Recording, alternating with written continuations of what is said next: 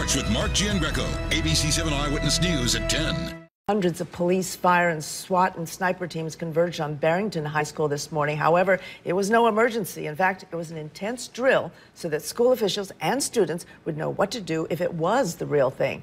ABC 7's Evelyn Holmes was also there. Get down!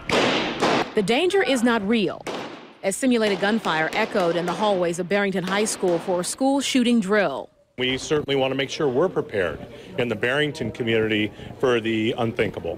The exercise is the first of its kind here and was held during the school's spring break.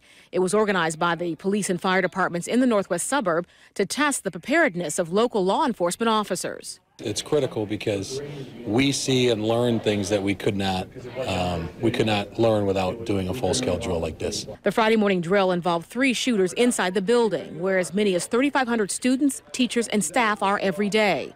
Wounded students and teachers wearing fake blood were portrayed by staffers who volunteered.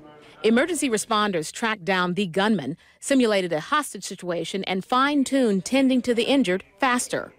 School administrators also tested out a new smartphone app called Crisis Go. It allows school officials to quickly communicate with first responders during an emergency. The ability to share more information, multimedia type of information, back out to people. In the wake of mass shootings from Columbine to Sandy Hook, schools are developing new and innovative ways to prepare for tragedy, like today's lifelike drill, which was an eye-opening experience for history and English teacher Kathy Keller. That made me think about my own ability to be ready. Authorities plan to analyze the drill and redefine their plan. Reporting from northwest suburban Barrington, Evelyn Holmes, ABC 7 Eyewitness News.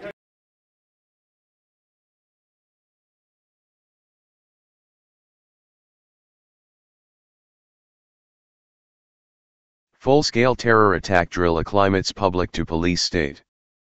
Police state daily, 6 sites in D.C., Northern Virginia, and Maryland will play host to a full-scale terror drill on Wednesday that will include hundreds of volunteer crisis actors, emergency medical personnel, police, and fire officials.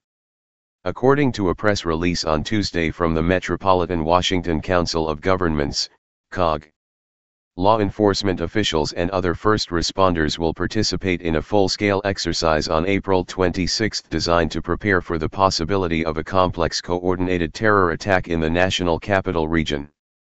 Emergency managers who work together at the Metropolitan Washington Council of Governments, COG, planned the exercise to help protect residents by preparing for an attack involving multiple target locations and teams of perpetrators. The regional exercise will be staged at 6 sites in the District of Columbia, suburban Maryland, and Northern Virginia, and will involve hundreds of police, fire, and emergency medical service personnel and volunteer actors. The locations include neighborhoods in the northeast and southeast quadrants of the District of Columbia, Prince George's County, and Arlington and Fairfax counties.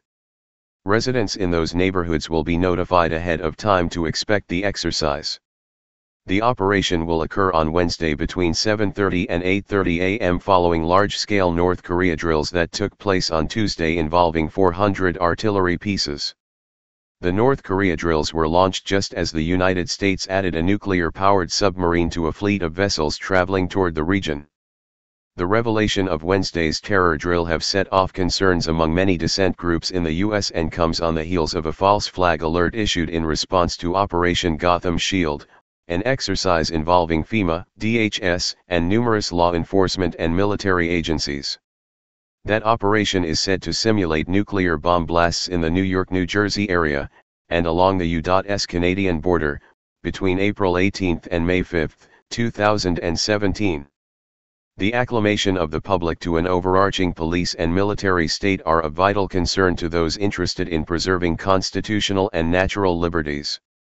Most troubling about simulated terror scenarios, apart from the possibility they might serve as facsimiles for nefarious or subversive elements within the government to launch actual terror attacks, is the eventually real probability they may be used as a platform to one day turn against the American people.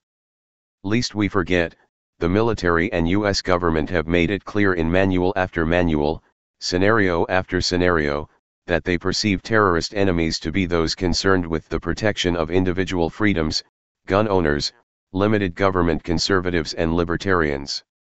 One of the most egregious confirmations of this is a report published by the National Consortium for the Study of Terrorism and Responses to Terrorism, START, back in 2012.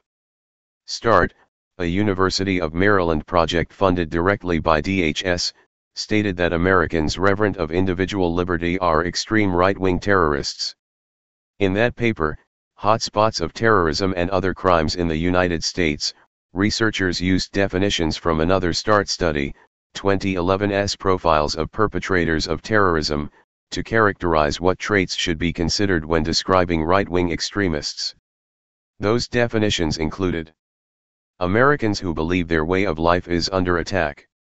Americans who are fiercely nationalistic, as opposed to universal and international in orientation.